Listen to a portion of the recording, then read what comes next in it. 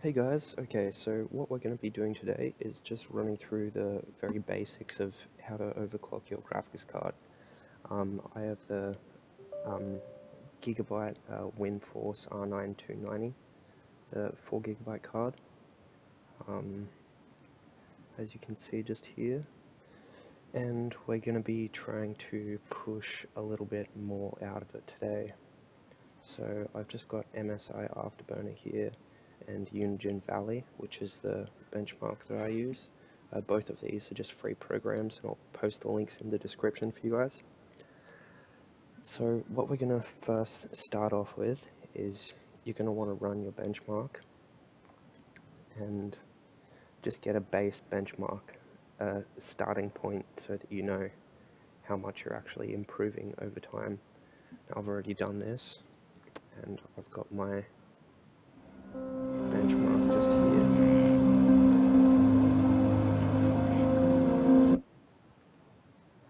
So this is what I'm getting at the moment with no overclock. Everything is all just stock speeds. So now we're going to quickly go into this.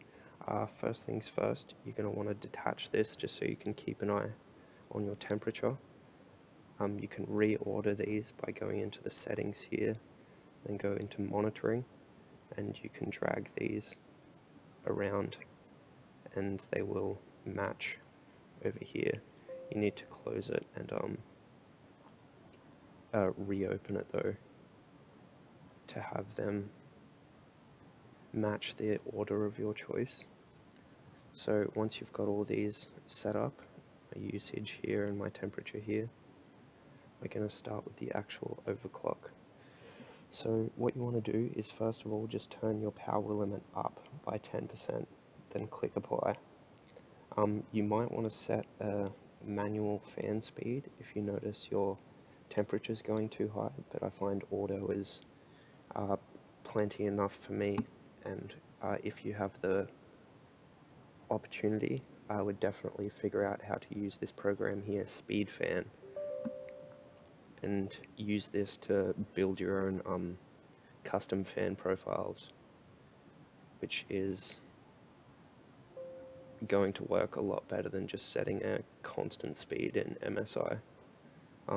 It can be a bit confusing at first, but once you watch just a YouTube video or something, then you should be able to figure that out pretty easily. Okay, so let's get into it. First of all, what you're going to want to do is isolate your maximum core and memory clocks. So just jump up by 20 at a time. So you want to raise it from 1040 to 1060.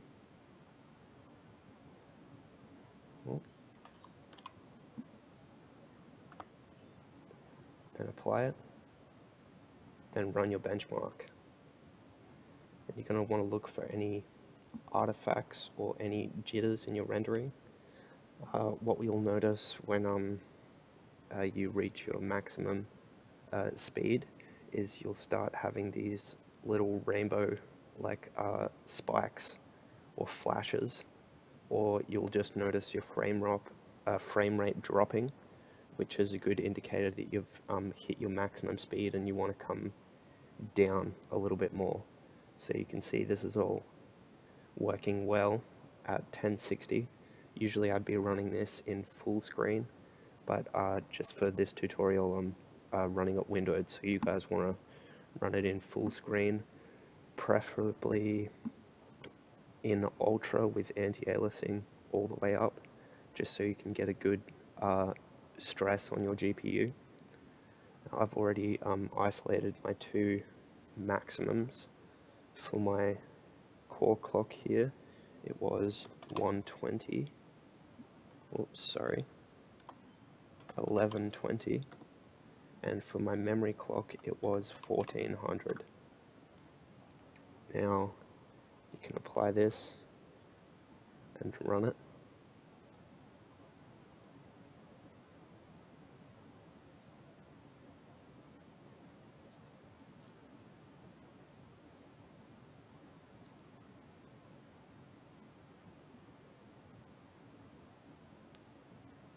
can see it doesn't particularly look like too much there, but if we run a benchmark,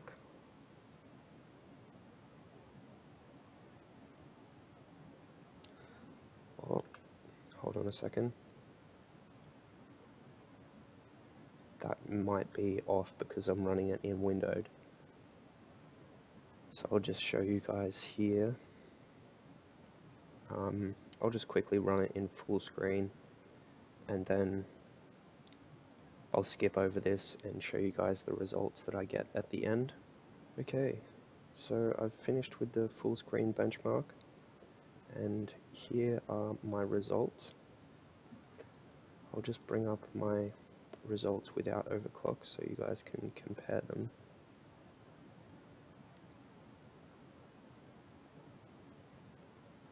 So as you can see, we've raised the average FPS by 3. What I think is most impressive though is that the minimum FPS is raised by like 8, which is awesome, and we've raised the max by about 5 as well.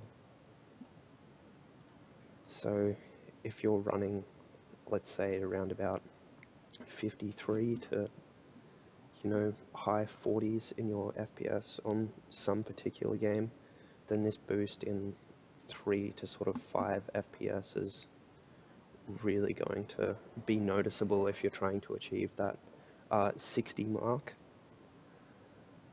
Hope this tutorial has been helpful, guys. That's about as far as I can overclock personally, just because I don't have water cooling.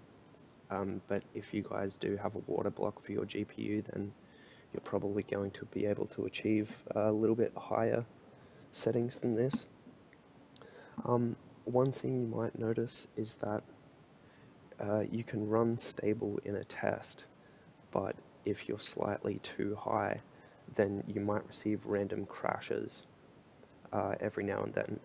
So if you find speeds that are stable through your benchmarks, just run it for a few hours in game, and if you receive a crash saying that your GPU is reset to stock settings, then what you want to do is just drop both the core clock and the memory clock down by 10 and give it another go, and just keep doing that until you run stable. I had 1420 and 1140 running, and it was completely stable throughout the benchmarks, but after a few hours of gaming it would come to a crash saying that it had encountered an error. But at these speeds, for my card, it runs very smoothly and gives me an extra about 5 frames in game, which is very helpful, especially when I'm recording. Hope I could be a help, guys. I'll be posting a tutorial soon on how to overclock your non-K CPU as well. Have a good one, guys.